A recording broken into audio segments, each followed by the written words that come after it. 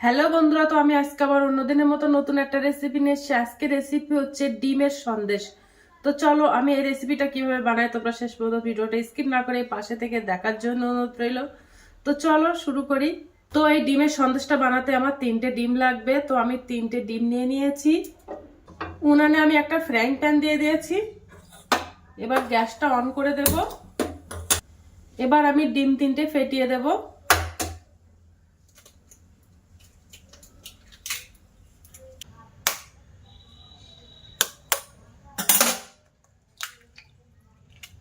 তোমরা চাইলে এর থেকে একটু বেশি ডিম নিতে পারো। আর তো আমি 3টে ডিম দিয়েই বানাবো। 1 কাপ চিনি দিয়ে দেব। যেহেতু এটা সন্দেশ একটু মিষ্টিটা বেশি লাগবে। আর একদম অল্প উপকরণ দিয়ে এই সন্দেশটা বানাবো। চিনিটা দিয়ে এবার ডিমের সঙ্গে ভালো করে মিশিয়ে নেব।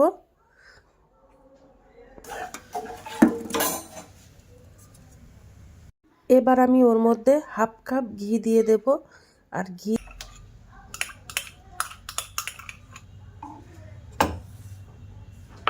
তো 1/2 কাপ ঘি দিয়ে দিলাম। এবার উনানের জালটা লো করে দিলাম, দিয়ে এবার ডিমের সন্দেশটা বানিয়ে নেব। ঘিটা দিলে ডিমের সন্দেশটা খেতে ভালো লাগে, তার জন্য ঘি দিয়ে দিলাম। দিয়ে এবার আস্তে আস্তে মিশিয়ে নেব আর জাল দেব। আর উনানের জালটা একদম লো করে দিয়েছি। আস্তে আস্তে জাল করে নেব। তো আস্তে আস্তে নাড়তে থাকবো।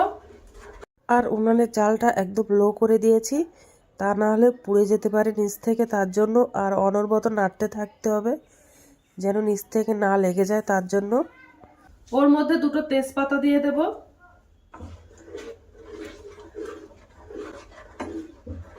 একটু হাতে সময় নিয়েই এই ডিমের সন্দেশটা বানাতে হবে। 2টো এলাচ ফেটিয়ে দেব। এলাচটা দিলে খেতে ভালো লাগবে সন্দেশটা। আর যে একটা ডিমের গন্ধ থাকে সেই গন্ধটা আর থাকবে না।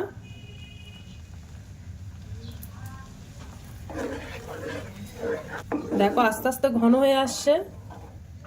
মিষ্টি খেতে ইচ্ছা করলে তোমাদের বাড়িতে যদি ডিম থাকে ঝটপট এই ডিমের সন্দেশটা বানিয়ে খেতে পারো। একদম অল্প উপকরণ আর অল্প সময়ে এই মিষ্টিটা বানানো যায়। আর এই মিষ্টিটা খেতে কিন্তু অসাধারণ লাগে। আর এই ডিমের সন্দেশটা না খেলে বুঝতে পারবে না যে এই ডিমের সন্দেশটা কত সুন্দর লাগে। আস্তে আস্তে ঘন হয়ে আসছে। আর এই ডিমের সন্দেশটা যে কেউ বানাতে পারবে। এই ডিমের সন্দেশটা যারা রান্না না করতে পারে তারাও এই ডিমের সন্দেশটা বানাতে পারবে, এতটাই সহজ এই ডিমের সন্দেশ। আমার তো ভীষণ প্রিয়। তোমাদের কার কার প্রিয় কমেন্ট বক্সে কমেন্ট করে জানাবে। দেখো আস্তে আস্তে ঘন হয়ে আসছে।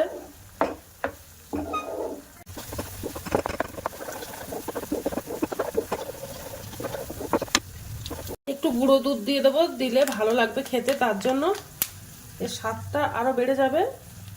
তো আমি 10 টাকা দামের 1 প্যাকেট গুঁড়ো দুধ দিয়ে দিলাম স্বাদটা বাড়ানোর জন্য।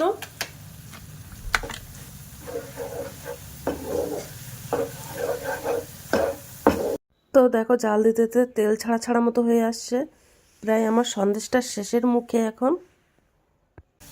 তো ডিমটা দেখো ভাজা ভাজা মতো হয়ে গেছে, হালকা লাল লাল করে নিয়েছি।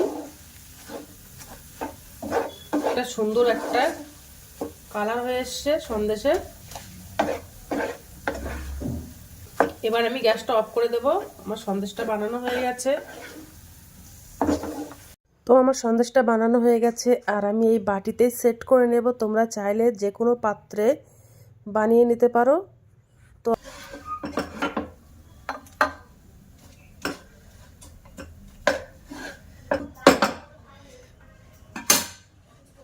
করে সেট করে নেব চেপে চেপে। তো দেখো সেট করে নিয়েছি। তবে আমি সেট করে নিয়েছি, এবার আমি ঠান্ডা করে নেব, তারপর তোমাদেরকে দেখাবো যে কেমন হয়েছে। তো দেখো সন্দেশটা বানানো হয়ে গেছে। তোমরা চাইলে পিস পিস করেও কেটে নিতে পারো। কত সুন্দর হয়ে গেছে। তো দেখো সন্দেশটা বানানো হয়ে গেছে, আর আমি উপর থেকে চেরি ফল দিয়ে দিয়েছি, এটা জাস্ট দেখতে ভালো লাগার জন্য। তোমরা চাইলে অন্য কিছু দিতে পারো। তো দেখো ডিমের সন্দেশটা বানানো হয়ে গেছে, কত সুন্দর হয়েছে। তোমরা একবার বাড়িতে ট্রাই করতে পারো এই ডিমের সন্দেশটা। তো আজকের দিনের মতো ভিডিওটা এখানে শেষ করছি, আগামী দিন আবার একটা নতুন ভিডিও নিয়ে চলে আসবো। তো টাটা, বাই বাই, সবাই ভালো থাকবে, সুস্থ থাকবে।